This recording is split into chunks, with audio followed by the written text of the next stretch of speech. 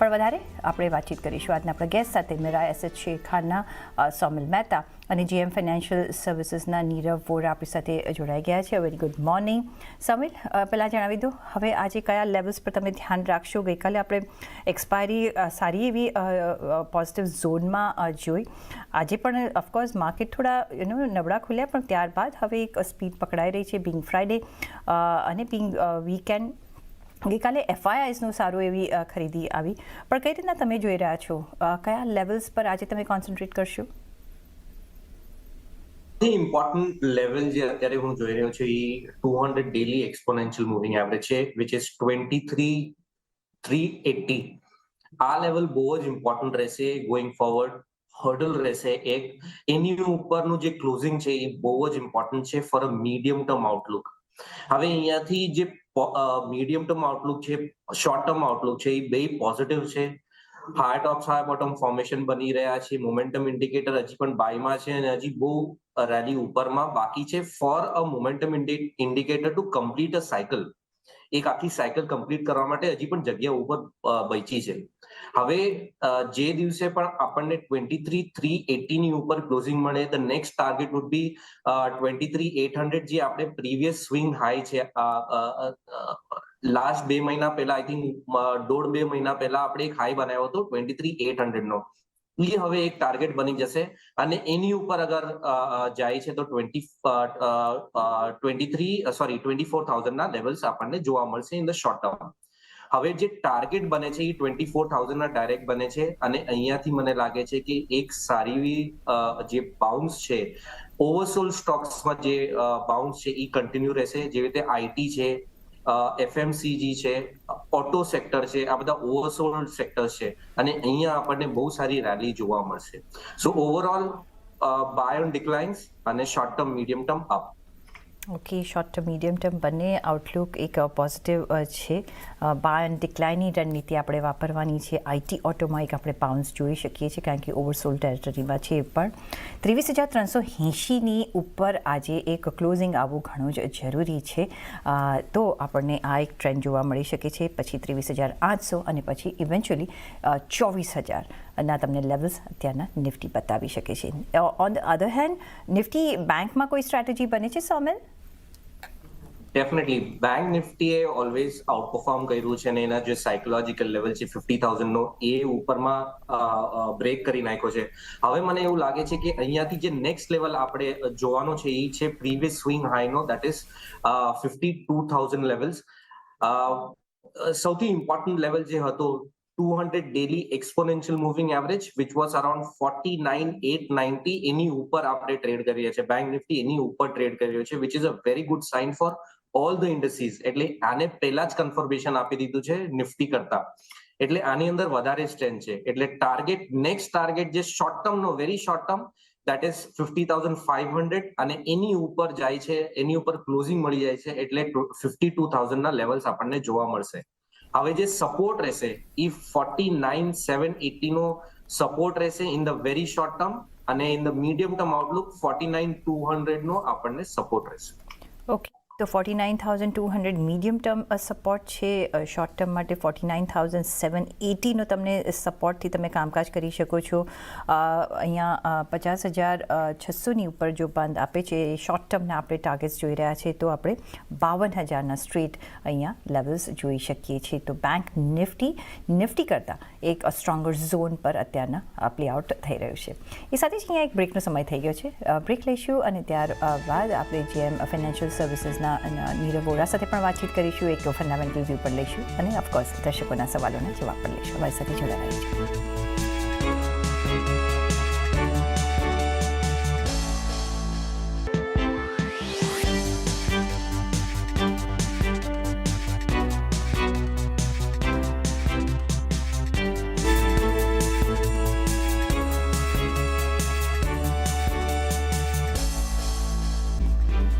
પછી આપનું સ્વાગત છે. જેમ ફાઇનાન્શિયલના નીરવ વોરા પણ આપણી સાથે જોડાયા છે. નીરવ, કઈ રીતના તમે હવે માર્કેટને જોશો? આ રિલીફ રેલી છે કે હવે વી આર ઓન અપસ્વિંગ મૂવ તમે ગણી રહ્યા છો અને લોંગ ટર્મ માટે તમે શું સ્ટ્રેટેજી આપી રહ્યા છો તમારા ક્લાયન્ટ્સને? યસ, ગુડ મોર્નિંગ બધા દર્શકોને. તો અત્યારે આપણે જે રેલી જોઈ છે ઓલમોસ્ટ 1200 થી 1300 પોઈન્ટની, વી વર એક્સપેક્ટિંગ કે અરાઉન્ડ 22,000 લેવલ્સ પર સબ 22,000 લેવલ્સ પર એકવાર નિફ્ટી થોડું શાંત થઈ જાય, જે ઓલમોસ્ટ થયું. And from there we have seen almost 1200-1300 પોઈન્ટની એક રેલી. એના અમુક ડોમેસ્ટિક રીઝન્સ છે, બિકોઝ જે આપણે આંકડા જોઈએ છે, ડોમેસ્ટિક નંબર્સ હતા, જે આઈઆઈપી ડેટા હોય કે પછી ઇન્ફ્લેશન નંબર્સ હોય, એ ઘણા સારા આવ્યા હતા last time. So from that perspective આપણે જોયેલું કે જે એફઆઈઓનું ઇન્ટેન્સ સેલિંગ હતું એ પણ થોડું ડિક્રીઝ થઈ ગયું. એન્ડ ઓફ લેટ લાસ્ટ 1-2 દિવસમાં એ લોકોના નંબર્સ પણ પોઝિટિવ થયા છે. સો ઓલમોસ્ટ મંથ હાઈ પર નંબર્સ આવી ગયા છે. સો ઓવરઓલ મેક્રોસ થોડા ઇમ્પ્રૂવ થયા છે. અગર હું વેલ્યુએશન્સની પણ વાત કરું છું તો આપણે લાસ્ટ ટાઈમ જ્યારે વાત કરી હતી, indices were down almost. Large cap index was down 15%, mid cap અને સ્મોલ કેપમાં 20-25% એક આપણે સારો એવો કરેક્શન જોઈ ચૂક્યા હતા, જેની માટે એક વેલ્યુએશન વાઇઝ થોડું અટ્રેક્ટિવ થઈ ગયેલું બજાર. બટ હેવિંગ સેડ દેટ, હજી પણ અમને લાગે છે કે મિડ અને સ્મોલમાં સિલેક્ટ પોકેટ્સ જ અપમૂવમાં પાર્ટિસિપેટ કરી રહ્યા છે. Q4ના numbers will be very important. એ નંબર્સ જોઈને આગળનો ટ્રેન્ડ આપણને ખબર પડશે, especially in the mid and small cap space. હવે અગર હું ગ્લોબલ મેક્રોસની વાત કરું છું તો આપણે જોયું છે કે ઇન્ડિયામાં જે ફ્લોઝ હતા થોડા, જે એફઆઈ સેલિંગ હતી એ થોડી રિડ્યુસ થઈ ગઈ હતી. But at the same time Nasdaq, US markets અને અમુક એશિયન માર્કેટ્સમાં સારી એવી સેલિંગ આપણે જોઈ હતી. તો એ થોડું ગ્લોબલ પેરામીટર્સ એવા થયા છે, જેની કારણે ફ્લોઝ ઇન્ડિયામાં પણ શિફ્ટ થયા છે, because valuations had gone substantially low. તો એના ચાલતે અમને આગળનું એમ લાગે છે કે probably we might not see a very sharp V shape recovery, થોડું ડબલ્યુ શેપ રિકવરી હશે. પ્રોબેબલી માર્ચ એન્ડ છે એટલે નેવ એન્ડિંગ માટે થોડું માર્કેટ અત્યારે સસ્ટેન કરે. But eventually in the month of April May આપણને જોવું પડશે, જ્યારે Q4 નંબર્સ પણ આવશે અને ગ્લોબલ મેક્રોસ કેવી રીતના શેપઅપ થાય છે. તો ઉપરમાં અમને લાગે છે થોડું પ્રોફિટ બુકિંગ કરતા રહેવું જોઈએ, જે શોર્ટ ટર્મ ટ્રેડર્સ છે સ્પેશિયલી. અને લોંગ ટર્મ પર્સપેક્ટિવથી ડેફિનેટલી સારા સ્ટોક્સ, ક્વોલિટી નેમ્સ જ્યાં મેનેજમેન્ટ પેડિગ્રી સારી છે અને અર્નિંગ્સ વિઝિબિલિટી સારી છે, ત્યાં તમે બાય ઓન ડિપ્સની રણનીતિ અપનાવો. But don't be very flamboyant in the market. થોડું કોશિયસ રહેવું પણ બેટર છે. એબ્સોલ્યુટલી કોશિયસ તો હંમેશા રહેવાનું જ આપણે એક એમને દર્શકોને કહેતા હોઈએ છીએ. પણ યસ, અત્યારના હવે જે મેઇન ટ્રિગર રહેશે એ આપણો Q4ના નંબર્સ પર નજર રહેશે અને ઓફકોર્સ ગ્લોબલ ન્યૂઝ શું આવે છે, કારણ કે 2 એપ્રિલ પણ આપણે ધ્યાનમાં રાખવાની છે અને પ્લસ બીજા જે જીઓ પોલિટિકલ સિચ્યુએશન છે એના પર બી નજર રાખીશું. પણ અત્યારના માટે માર્કેટનું ગોઈંગ ઇઝ ગુડ. થોડું પ્રોફિટ બુક કરો, થોડો નિવેશ કરો, કારણ કે અત્યારના વેલ્યુએશન પણ સારા છે.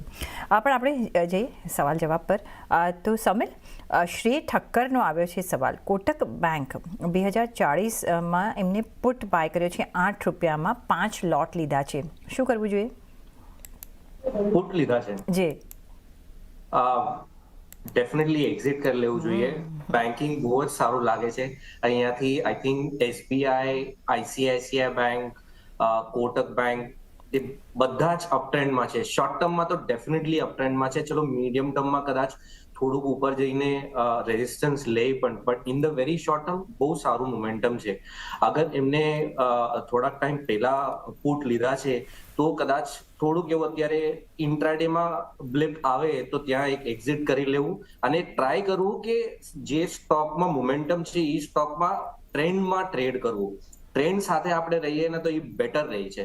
નીચે આવે તો બાય કરવાનું અને ઉપરમાં નીકળવાનું.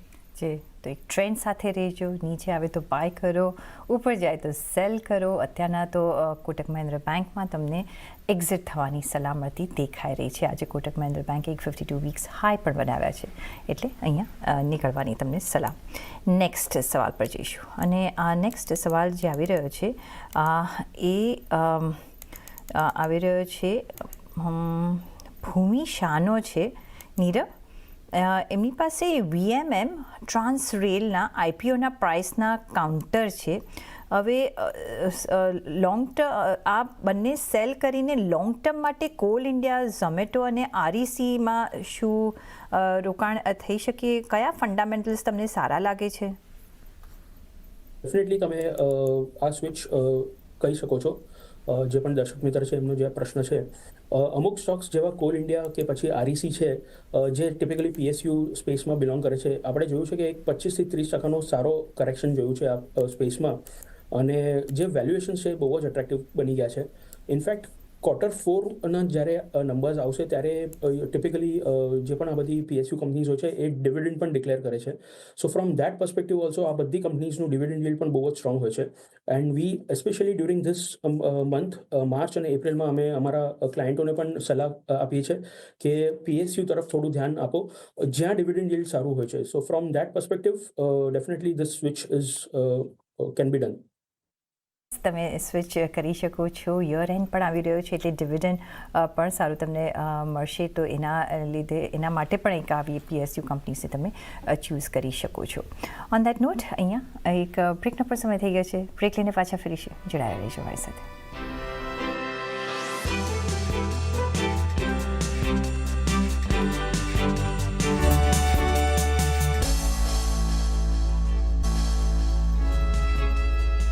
પછી આપનું સ્વાગત છે, અને નેક્સ્ટ આપણે નજર કરીએ જે સવાલ આવ્યો છે એના પર. તો રિલાયન્સના કાઉન્ટર પર આવ્યો છે સૌમિલ. મુકેશ પટેલ 150 કાઉન્ટર છે, 1290ના ભાવના છે. શું કરવું જોઈએ? અહીંયા હોલ્ડ કરી શકાય? નેક્સ્ટ તમે ટાર્ગેટ્સ શું જોઈ રહ્યા છો? રિલાયન્સમાં ડેફિનેટલી લોંગ સાઈડ જ હું ટાર્ગેટ કરી રહ્યો છું. સેટઅપ હું સમજાવી દઉં કે એક એન્ડિંગ ડાયગનલ પેટર્ન છે, એ એન્ડિંગ ડાયગનલ પેટર્ન ઉપરની તરફ તૂટી ગયું છે. હવે higher top higher bottom formation બનવાનું શરૂ થયું છે, એટલે મને લાગે છે કે the next target for Reliance is 1327. 1327 આ મારો શોર્ટ ટુ મીડિયમ ટર્મનો ટાર્ગેટ છે. અગર 1327 ની ઉપર સસ્ટેન થઈ જાય છે તો નેક્સ્ટ ટાર્ગેટ વુડ બી 1380. એટલે મીડિયમ ટર્મ આઉટલુકનો જે ટાર્ગેટ છે એ 1380 છે. હાવેવર અત્યારે 1320 ની આસપાસના ટાર્ગેટ હું એક્સપેક્ટ કરી રહ્યો છું રિલાયન્સમાં, એટલે હોલ્ડ કરવાની સલાહ છે. અહીંયાથી નવા બાય પણ કરી શકાય. સ્ટોપ લોસ થોડોક મોટો રહેશે, 1229 નો સ્ટોપ લોસ રહેશે, અને ઉપરમાં જે ટાર્ગેટ મેં કીધું 1320 1330 ની આસપાસના ટાર્ગેટ રહેશે. રિલાયન્સ યસ, તમે અત્યારના હોલ્ડ કરજો. 1229 રૂપિયાના તમારે સ્ટોપ લોસ રાખવો પડશે. શોર્ટ ટર્મમાં આપણે 1320ના ટાર્ગેટ્સ જોઈ રહ્યા છીએ, મીડિયમ ટર્મમાં 1380ના ટાર્ગેટ્સ જોઈ રહ્યા છે. એટલે પ્લીઝ અહીંયા હોલ્ડની જ સ્ટ્રેટેજીથી તમે કામ કરજો. નેક્સ્ટ સવાલ પર જઈશું, અને નેક્સ્ટ સવાલ જે આવી રહ્યો છે એના પર નજર કરીએ. તો એ છે પવન પટેલનો હિન્દુસ્તાન કોપર, વારી એનર્જી. આ બંને સ્ટોકમાં જો શોર્ટ ટર્મ માટે એન્ટ્રી કરવી હોય સૌમિલ, તો બેમાંથી કયો તમે ચૂઝ કરશો, અથવા બંને શું કરી શકાય કે નહીં? હિન્દુસ્તાન કોપર હું આજે સવારે જ જોતો હતો અને મને બહુ જ સારો લાગે છે. આજે higher top higher bottom formation on the weekly chart બનવાના શરૂ થયા છે, which is a very good sign in the medium term outlook. એટલે Hindustan copper definitely on my radar. અને અહીંયાથી જે આપણે આખો ફોલ જોયો ફ્રોમ 416 ટુ 190 ની આસપાસનો લો બનાવ્યા છે, એટલે 50% ઓલમોસ્ટ કરેક્શન થઈ ગયું છે. હવે અહીંયાથી મને લાગે છે કે એક સારો બાઉન્સ મળી શકે છે, અને ઉપરમાં 260 ના ટાર્ગેટ્સ બની શકે છે in the medium term Outlook. But however in the short term Outlook 246 ના શોર્ટ ટર્મમાં ટાર્ગેટ્સ છે, અને નીચેમાં જે સ્ટોપ લોસ એ થોડુંક નીચે રહેશે. 211 નો સ્ટોપ લોસ રહેશે ઇન ધ શોર્ટ ટર્મ, અને એક જે સ્ટ્રોંગ સપોર્ટ રહેશે એ 223 નો એક સપોર્ટ રહેશે. એટલે 223 નો એક સપોર્ટ રાખી અને ઉપરમાં 260 ના આસપાસના ટાર્ગેટ એક્સપેક્ટ કરવા. ઓકે, તો 260ના મીડિયમ ટર્મ તમને અહીંયા એક ટાર્ગેટ્સ જોવા મળી શકે છે. 246ના શોર્ટ ટર્મ ટાર્ગેટ્સ, 223ના સપોર્ટ સાથે 211ના સ્ટોપ લોસ સાથે તમે અહીંયા કામકાજ કરી શકો છો. વારી એનર્જી પર આપનો કોઈ view Saumil?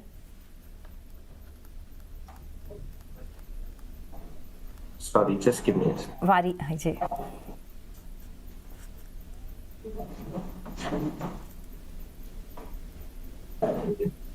May B V can come back આ સવાલ માટે તમે શોધીને રાખો. પણ મીનવાઇલ નીરવ, આજે ડિફેન્સ કાઉન્ટર્સ સારા એવા ફોકસમાં છે, જે રીતના હવે જે ડિફેન્સ ગવર્મેન્ટ છે એ સારું એવી અહીંયા ઇન્વેસ્ટ કરશે અને નિયરલી અહીંયા 54,000 કરોડના પ્રપોઝલ્સ છે એક્વિઝિશનના. BEL, BDL, HAL, આપણે આખા ડિફેન્સ સેક્ટરમાં સારી એવી તેજી પણ જોઈ છે અને આજે પણ કંઈ અલગ નથી. કઈ રીતના તમે અહીંયા કયા કાઉન્ટર્સ તમને ગમશે? તો અગર આપણે ઓવરઓલ ડિફેન્સ સ્પેસની વાત કરીએ તો લાસ્ટ આઈ થિંક 6 થી 8 મહિનામાં 6 થી 8 મહિના પહેલા ઓલ ટાઈમ હાઈ પર ટ્રેડ થતા હતા ઓલમોસ્ટ બધા જ defence stocks, be it large cap, mid caps અને સ્મોલ કેપ્સ. બટ એના બાદ આપણે એક બહુ જ સ્ટ્રોંગ કરેક્શન જોયું છે, almost to the tune of 30 to 50%, અને અમુક સ્ટોક્સ 60% જેવા પણ કરેક્ટ થયા છે. એના અમુક કારણો એ જ હતા કે જે વેલ્યુએશન્સ હતા એ they were much ahead of the earnings numbers. તો એની માટે માર્કેટે આ બધા સ્ટોક્સને પનિશ કર્યું છે. બટ હેવિંગ સેડ દેટ, અત્યારે હવે 5-6 મહિના પછી આપણે જોઈએ તો ધીરે ધીરે કરીને લાસ્ટ આપણે 20-25 દિવસમાં જોઈ રહ્યા છે કે ઓર્ડર બુક પણ પાછી સ્ટ્રોંગ થતી જાય છે, નવા ઓર્ડર્સ પણ આ બધા કંપનીઝને મળી રહ્યા છે, એન્ડ એક એક્ઝિક્યુશન તરફ પણ થોડું ફોકસ વધ્યું છે ગવર્મેન્ટનું. ઇનફેક્ટ બજેટમાં પણ આપણે જોયું કે સ્પેન્ડિંગ પણ થોડું વધાર્યું છે towards defence space. Plus of late last 2-3 દિવસમાં પણ જે આ 54,000 કરોડના ને બધા જે આંકડા દેખાઈ રહ્યા છે, that is really inspiring.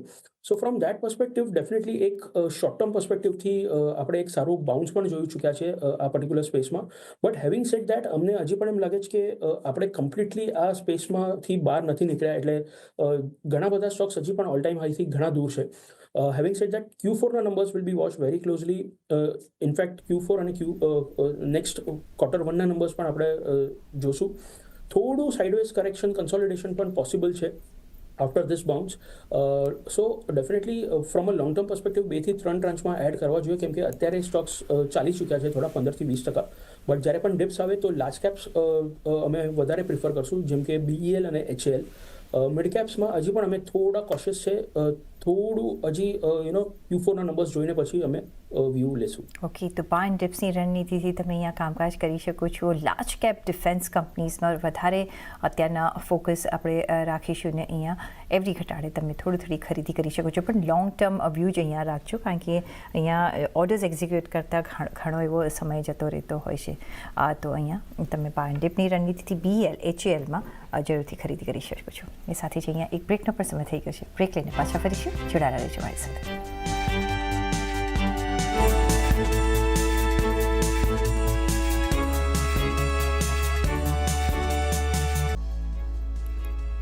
Break પછી આપનું સ્વાગત છે ને આપણે એક માર્કેટ પર નજર કરી લઈએ તો રેન્જમાં જ એક માર્કેટ અત્યારના ચાલતું દેખાઈ રહ્યું છે. સેન્સેક્સ, નિફ્ટી અને બેંક નિફ્ટીમાં તમને 0.5% આસપાસની તેજી દેખાશે. બેંક નિફ્ટીમાં ઓફકોર્સ થોડું એક 8 થી 10 બેઝિસ પોઈન્ટનું અત્યારના વેચવાલી આવી છે જ્યારથી મેં શરૂઆત કરી હતી ત્યારથી. મિડ કેપમાં 1% ઉપરનો જ અત્યારના તમને કારોબાર દેખાશે. તો આ બેંક નિફ્ટી સિવાય બધામાં આપણે એક રેન્જ બાઉન્ડ કારોબાર જોઈ રહ્યા છે. 2000 કાઉન્ટર્સમાં 2080 કાઉન્ટર્સમાં ખરીદી, 555 કાઉન્ટર્સમાં વેચવાલી આવી રહી છે. અને જો બેન્કિંગ કાઉન્ટર્સ પર નજર કરીએ અત્યારના, તો લાસ્ટ આવરમાં અગર આપણે જોઈએ કે કઈ રીતના કારોબાર રહ્યો છે, તો જે થોડી વેચવાલી વધી છે એ તમને દેખાશે. ઇન્ડસઇન્ડ બેંકમાં 0.5%ની અહીંયા તમને એક સેલ ઓફ દેખાશે અને HDFCમાં ટોટલ 14 બેઝિસ પોઈન્ટનું તમને અહીંયા સેલ ઓફ આવતું દેખાશે. તો આ ઇન્ડસઇન્ડ બેંકને લીધે અહીંયા થોડુંક આપણે અહીંયા ડીપ ડાઉન થોડુંક અહીંયા નીચે જતું બેંક નિફ્ટી દેખાઈ રહ્યું છે. પણ ઓવરઓલ માર્કેટ બેટ પોઝિટિવ જ છે. આગળ વધીએ અને નેક્સ્ટ સવાલ પર જઈશું. અને નેક્સ્ટ જે સવાલ આવી રહ્યો છે એના પર નજર કરીએ. અને સૌમિલ, જે નેક્સ્ટ સવાલ આવ્યો છે, આઈ થિંક મેં બજાજ ઓટો પર આપણે જોયું, શ્રી ઠક્કરનો છે. બજાજ ઓટો પર આપનો શું વ્યૂ, અને જો વારી એનર્જી પર જો તમે એક વ્યૂ આપી દો. આપણે વારી એનર્જી સાથે વાત કરીએ. વારી એનર્જીમાં એક ટ્રાયંગલ પેટર્ન ઉપરની તરફ બ્રેકઆઉટ થઈ ગયો છે. હાઈ ટોપ હાઈ બોટમ ફોર્મેશન છે, એટલે મને લાગે છે કે અહીંયાથી એક સારો શોર્ટ ટર્મમાં આપણને એક રેલી જોવા મળશે. શોર્ટ ટર્મનો જે મારો ટાર્ગેટ છે એ અરાઉન્ડ 2420 નો ટાર્ગેટ છે. એની ઉપર બીજો ટાર્ગેટ છે 2560. આ બે ટાર્ગેટ મારા બને છે in the short to medium term outlook. અને આની અંદર જે આપણે સ્ટોપ લોસ લગાડવાનો છે એ અરાઉન્ડ 2210 નો એક પહેલો સ્ટોપ લોસ છે, અને બીજો મીડિયમ ટર્મ નો અગર આપણને સ્ટોપ લોસ જોઈતો હોય તો 2070 નો સ્ટોપ લોસ લગાડીએ. મીડિયમ ટર્મ અને શોર્ટ ટર્મ બે પોઝિટિવ છે, એટલે અહીંયાથી હું એક સારી પોઝિટિવ રેલી એક્સપેક્ટ કરી રહ્યો છું. બીજું બજાજ ઓટો નેક્સ્ટ. જી, બજાજ ઓટોમાં ઓલરેડી હાઈ ટોપ હાઈ બોટમ ફોર્મેશન છે. એક ફ્રેશ બાય સિગ્નલ આવ્યું છે in the medium term Outlook. Short term definitely અહીંયાથી એક સારો બાઉન્સ આપણને જોવા મળ્યો છે ઇન ધ લાસ્ટ 4-5 ડેઝ. જે ટાર્ગેટ બની રહ્યા છે ઇન ધ શોર્ટ ટર્મ એ છે 8680. આ શોર્ટ ટર્મ નો ટાર્ગેટ રહેશે, અને શોર્ટ ટર્મમાં જે સ્ટોપ લોસ લગાડવાનો હશે એ થોડુંક દૂર છે, બીકોઝ આપણે લાસ્ટ 2 દિવસમાં સારી રનઅપ જોઈ છે. એટલે સ્ટોપ લોસ છે 7750 નો, અને ઉપરમાં ટાર્ગેટ છે 8660 નો. ઓકે, તો શોર્ટ ટર્મ માટે 8660 થી 8680, 8660થી 8680ના ટાર્ગેટ માટે તમે બજાજ ઓટોમાં અત્યારના એન્ટ્રી કરી શકો છો. 7750નો તમારે એક સ્ટોપ લોસ રાખવો પડશે. સિમિલરલી જો વારી એનર્જીની વાત કરીએ તો 2210નો શોર્ટ ટર્મ સ્ટોપ લોસ રાખીને 2420ના લેવલ્સ માટે તમે અહીંયા કામકાજ કરી શકો છો. મીડિયમ ટર્મનો જેનો આઉટલુક હોય 2070ના સ્ટોપ લોસ સાથે અહીંયા કામકાજ કરી શકે છે, અને અહીંયા તમને નિયરલી 2560ના લેવલ્સ જોવા મળી શકે છે. તો વારી એનર્જીમાં શોર્ટ અને મીડિયમ ટર્મ બંને પોઝિટિવ આપણને મળતું દેખાઈ રહ્યું છે. નેક્સ્ટ જે સવાલ આવ્યો છે નીરવ, એ આવી રહ્યો છે જિગ્નેશ બારોટનો. હવે એ પૂછી રહ્યા છે એમને ફ્રેશ એન્ટ્રી કરવી છે લોંગ ટર્મ માટે, એટલે કે 1 થી 3 વર્ષ માટે. હવે એમને એક થોડા કાઉન્ટર્સ અહીંયા સિલેક્ટ કર્યા છે: BEML, બાલુ ફોર્જ, ક્રાફ્ટ્સમેન ઓટોમેશન અને બેજલ પ્રોજેક્ટ્સ. ચારેયમાં એન્ટ્રી થઈ શકે? તો હવે આપણે એક એક કરીને વાત કરીએ. સૌથી પહેલાં BEML. તો BEMLની અગર આપણે વાત કરીએ તો again it belongs to the capital goods અને ડિફેન્સ સ્પેસ. સારો એવો કરેક્ટ થઈ ચૂક્યો છે from the all time high levels. Valuations definitely attractive બની ચૂક્યા છે, બટ મારી સલાહ એ જ રહેશે કે 2 થી 3 ટ્રાન્ચમાં એડ કરો, અને તમારું જે ઇન્વેસ્ટમેન્ટ છે એ થોડું ફેઝ આઉટ કરો for next couple of months, 2 થી 3 મહિના માટે. અગર તમારો વ્યૂ 3 થી 5 વર્ષનો હોય તો overall definitely we are very positive on defence from a long term perspective. But as I mention, short to medium term અમને લાગે છે કે થોડું સાઇડવેઝ અને કન્સોલિડેટિવ મૂવ આવી શકે છે over the next 3 to 5 months. Second હતું બેજલ પ્રોજેક્ટ્સ, જ્યાં અમારો કોઈ એક્ટિવ કવરેજ નથી અને એના પર મારો કોઈ ફંડામેન્ટલ વ્યૂ નહીં હોય. પ્રોબેબલી એક ટેકનિકલ વ્યૂ તમે લઈ શકો છો. Third, craftsman automation. Again company ઘણી સારી છે. ક્વાર્ટરલી નંબર્સ પણ ક્વાર્ટર ઓન ક્વાર્ટર બેસિસ પર અગર આપણે વાત કરીએ, Q3ના નંબર્સ પણ પ્રિટી ડિસેન્ટ હતા. ઓવરઓલ જે ઓટોમોટિવ સ્પેસ છે એ અમને લાગે છે કે જ્યાં ઘણી બધી કંપનીઝ એક્સપોર્ટ કરે છે યુરોપિયન કન્ટ્રીઝને અને બીજા એશિયન અને યુએસને, તો પ્રોબેબલી એક ગ્લોબલ સ્લોડાઉન અગર આપણને જોવા મળે છે તો આ બધી કંપનીઝના જે આવતા સમયમાં નંબર્સ હશે એ થોડા નબળા બની શકે છે. તો અગેન મારી સલાહ એ જ રહેશે કે થોડું કોશિયસ રહેવું બેટર છે આ પર્ટિક્યુલર સ્પેસ પર, અને નંબર્સ Q4ના નંબર્સ જોઈને જ આપણે આગળ એક કોલ લઈ શકીએ છીએ. અને ફોર્થ કંપની કઈ હતી? બાલુ ફોર્જ. ઓકે, અગેન બાલુ ફોર્જ પર પણ અમારો કોઈ એક્ટિવ કવરેજ નથી, એટલે I want B in a position to answer. એક ટેકનિકલ વ્યૂ તમે પ્રોબેબલી લઈ શકો છો. ઓકે, તો ક્રાફ્ટ્સમેન ઓટોમેશનમાં તમે Q4ના નંબર્સ આવવા દો જિગ્નેશ, અને પછી તમે રોકાણ કરજો. BEMLમાં 2 ટ્રાન્ચેસમાં તમે અહીંયા એક શરૂઆત કરી શકો છો, અને અહીંયા એવરી ડે પર તમે અહીંયા એન્ટ્રી કરી શકો છો. બેજલ પ્રોજેક્ટ્સ અને બાલુ ફોર્જ પર સૌમિલ, આપનો કોઈ વ્યૂ બને? પેલો વાળો કયો કીધું તમે? બેજલ પ્રોજેક્ટ્સ અને બાલુ forge.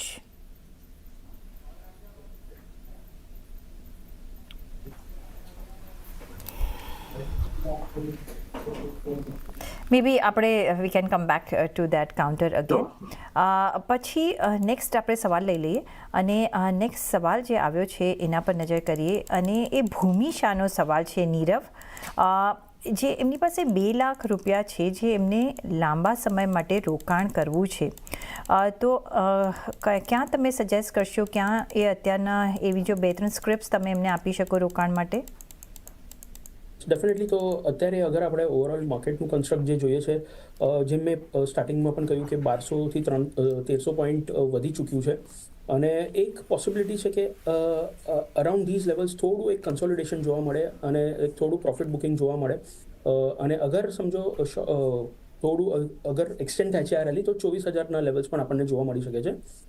So having said that, amongst this market setup જે અમુક સ્ટોક્સ અમને સારા લાગે છે at this point in time, એક તો પાવર સ્ટોક્સ છે જે અમને બહુ જ ગમી રહ્યું છે, બિકોઝ પીક પાવર ડિમાન્ડ પણ ઓલમોસ્ટ 30-35% વધ્યું છે.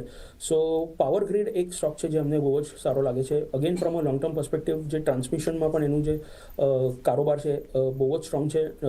લાસ્ટ 2-3 ક્વાર્ટરના નંબર્સ પણ સારા હતા. સો પાવર ગ્રીડ ડેફિનેટલી તમે તમારા રડાર પર મૂકી શકો છો. સેકન્ડ સ્ટોક મારો હશે એ રિલાયન્સ ઇન્ડસ્ટ્રીઝ હશે. એનું કારણ એ જ છે કે વેલ્યુએશન વાઇઝ એક બહુ જ સારા લેવલ પર આવી ચૂક્યું છે. જે પણ હેડવિન્ડ્સ હતા એ અમને લાગે છે કે પાછળ છે. આગળ જઈને પ્રોબેબલી ડીમર્જરની સ્ટોરી પણ આપણને જોવા મળે. પ્લસ જે 3 વર્ટિકલ્સ છે એમાં પણ ધીરે ધીરે કરીને અમને લાગે છે કે નંબર્સ ઇમ્પ્રૂવ થશે, માર્જિન્સ ઇમ્પ્રૂવ થશે. તો રિલાયન્સ ઇન્ડસ્ટ્રીઝ ડેફિનેટલી આ લેવલ પર તમે જમા કરી શકો છો.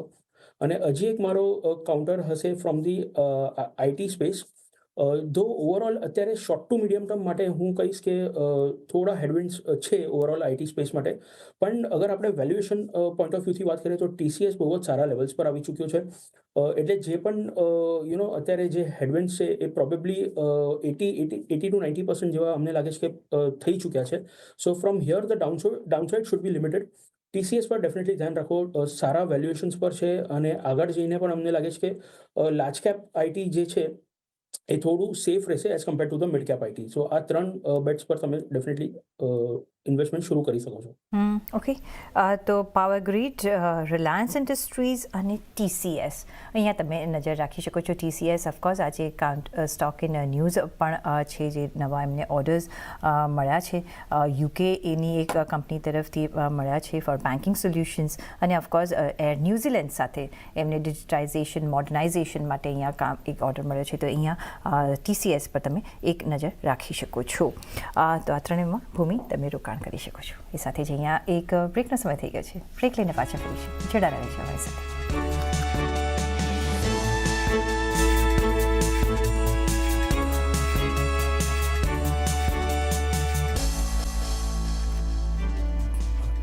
બ્રેક પછી આપનું સ્વાગત છે.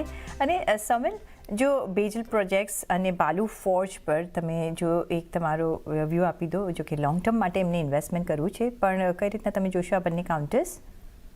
અહીંયાથી જે બાલુ ફોર્જ છે એ ઓવરઓલ મને એવું લાગે છે કે આનું જે આખું જે રેલી આપણે જોઈ ફ્રોમ 2024 ના લોઝ થી, એના લોઝ હતા અરાઉન્ડ 228 અને ઉપરમાં જે હાઈ બનાવ્યા 870 ની આસપાસના, એનું 50% રિટ્રેસમેન્ટ હવે થઈ ચૂક્યું છે.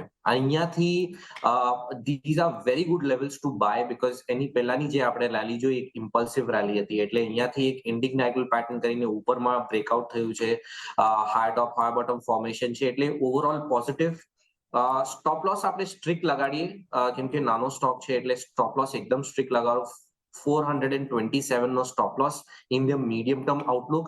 અને આની અંદર જે ટાર્ગેટ રહેશે મીડિયમ ટર્મમાં 680 નો ટાર્ગેટ રહેશે. 680 ની ઉપર અગર સસ્ટેન થાય છે તો પછી એને હોલ્ડ કરવાનો, ટ્રેલ કરતા, સ્ટોપ લોસ ને ટ્રેલ કરતા રહેવાનું હંમેશા 20 ડેલી મૂવિંગ એવરેજની પાસે. ઓકે. તો બાલુ ફોર્જ, યસ, આજે 10%ની અહીંયા આપણે અપમૂવ પણ જોઈ રહ્યા છે. સ્ટ્રિક્ટ સ્ટોપ લોસ 427ના સ્ટોપ લોસથી તમે અહીંયા કામકાજ કરી શકો છો. 680ના આપણે મીડિયમ ટર્મ અહીંયા ટાર્ગેટ્સ જોઈ રહ્યા છે અને એ સરપાસ કરે છે તો પછી ટ્રેલિંગ સ્ટોપ લોસથી તમે અહીંયા કન્ટિન્યુ કરી શકો છો. અને જિગ્નેશ, એની વિચ વેઝ તમારો લોંગ ટર્મ હોરાઇઝન છે. બેજલ પ્રોજેક્ટ્સ, સૌમિલ, કોઈ વ્યૂ બને? બીજલ પ્રોજેક્ટ્સમાં હું ખાલી એક બાઉન્સ માટે જ એક્સપેક્ટ કરીશ. હું મીડિયમ ટર્મ આઉટલુકમાં બહુ વધારે આની અંદર મને નથી લાગતું કે, કેમ કે ઓવરઓલ જે ફોલ છે એક ઇમ્પલ્સિવ ફોલ છે, એટલે આ કન્ટિન્યુ રહેશે. However in the short term એક બાઉન્સ ડેફિનેટલી જોવા મળી શકે છે. શોર્ટ ટર્મમાં જે સ્ટોપ લોસ રહેશે, સ્ટ્રિક્ટ સ્ટોપ લોસ રાખવાનો 164 નો સ્ટોપ લોસ. અને ઉપરમાં જે બાઉન્સ એક્સપેક્ટ કરું છું 200 સુધીના બાઉન્સ એક્સપેક્ટ કરી રહ્યો છું, એનાથી ઉપર હું એક્સપેક્ટ નથી કરી રહ્યો. એટલે બાઉન્સ માટે તમે રમી શકો છો, not for the medium term outlook or the long term outlook. Okay, તો જિગ્નેશ, મીડિયમ કે લોંગ ટર્મ માટે નહીં, પણ એક શોર્ટ ટર્મ બાઉન્સ માટે જો તમારે અહીંયા રોકાણ કરવું હોય વેજલ પ્રોજેક્ટ્સમાં તો કરી શકો છો. અને એ બાઉન્સ આપણે 200 રૂપિયાનો જોઈ રહ્યા છે. 169 રૂપિયાનો અહીંયા તમે સ્ટોપ લોસ રાખી શકો છો. નેક્સ્ટ સવાલ પર જઈશું અને નેક્સ્ટ સવાલ જે આવી રહ્યો છે એના પર નજર કરીએ તો એ સવાલ છે એક સવાલ આવ્યો છે, એમને 2-3 વાર મને પૂછ્યું છે, એટલે આપણે એક એમના માટે અને બધા જ દર્શકો માટે પણ અહીંયા મે બી હેલ્પફુલ થઈ જશે, કારણ કે યર એન્ડ છે. તમે કહ્યું કે ડિવિડન્ડ હવે ઘણા બધા આવશે ને એ પોઈન્ટ ઓફ વ્યૂથી પણ રોકાણ કરવું જોઈએ. હવે હિમાંશુ ગોયાની આપણને પૂછી રહ્યા છે કે સપોઝ ડિવિડન્ડ માટે રોકાણ કરવું હોય તો આગલા દિવસે જે દિવસે ડિવિડન્ડ ડિક્લેર થવાનું હોય એ તો આપણને ખબર નથી હોતી, પણ મે બી ખબર અહીંયા આગલા દિવસે જ જો તમે એમાં રોકાણ કર્યું હોય, જો ડિવિડન્ડ ડિક્લેર આજે થયું હોય ને ગઈકાલે જો તમે અહીંયા ઇન્વેસ્ટ કર્યું હોય તો તમને ડિવિડન્ડ મળે ખરું? યસ, તો સી એમાં એવું છે કે હવે જે આપણી સેટલમેન્ટ છે that is T+1. So definitely તમે અગલા દિવસ સ્ટોક બાય કરો છો તો તમારું જે સેટલમેન્ટ છે એ નેક્સ્ટ દિવસ થાય છે. અને અગર એ જ દિવસ કંપની ડિવિડન્ડ અનાઉન્સ કરે છે અને એ તમારા બેંક એકાઉન્ટમાં આવે છે તો એ એક થોડું રિસ્ક બની જાય છે, બિકોઝ જ્યારે પણ કંપની ડિવિડન્ડ ડિક્લેર કરે છે એના 15 થી 20 દિવસ પછી આપણને યુઝ્યુઅલી ડિવિડન્ડ્સ મળતા હોય છે. સો અમે અમારા ક્લાયન્ટને હંમેશા એમ જ કહીએ છીએ કે it's always better to buy the stocks જે ટિપિકલી આપણે ડિવિડન્ડ માટે જ બાય કરતા હોઈએ છીએ વેલ ઇન એડવાન્સ, ના કે લાસ્ટ મોમેન્ટ સુધી તમે રાહ જુઓ, બિકોઝ ઘણીવાર એવું થતું હોય છે કે ગાડી નીકળી જાય અને આપણે રહી જઈએ.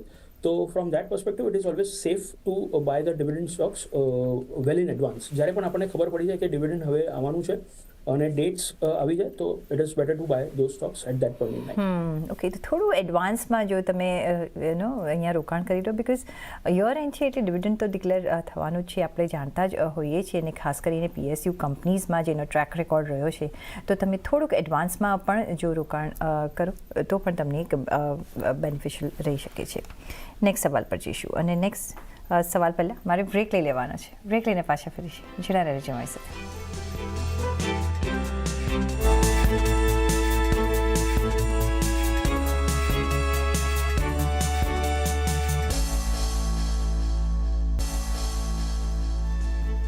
બ્રેક પછી આપનું સ્વાગત છે અને સૌમિલ, પવન પટેલનો નેક્સ્ટ સવાલ આવ્યો છે. વરુણ બેવરેજીસ 515ના પ્રાઇસના એમની પાસે છે. શોર્ટ ટર્મ ટાર્ગેટ્સ અહીંયા શું જોઈ રહ્યા છો તમે? શોર્ટ ટર્મ ટાર્ગેટ જે હું જોઈ રહ્યો તો એ ઓલરેડી અચીવ છે. જે આખો ફોલ આપણે જોયો ફ્રોમ 670 ની આસપાસનો અને નીચેમાં 420 જે લો બનાવ્યા એનું હું 50% ની આસપાસનો એક ટાર્ગેટ એક્સપેક્ટ કરી રહ્યો હતો, જે આપણે ઓલરેડી અચીવ કરી નાખ્યો છે.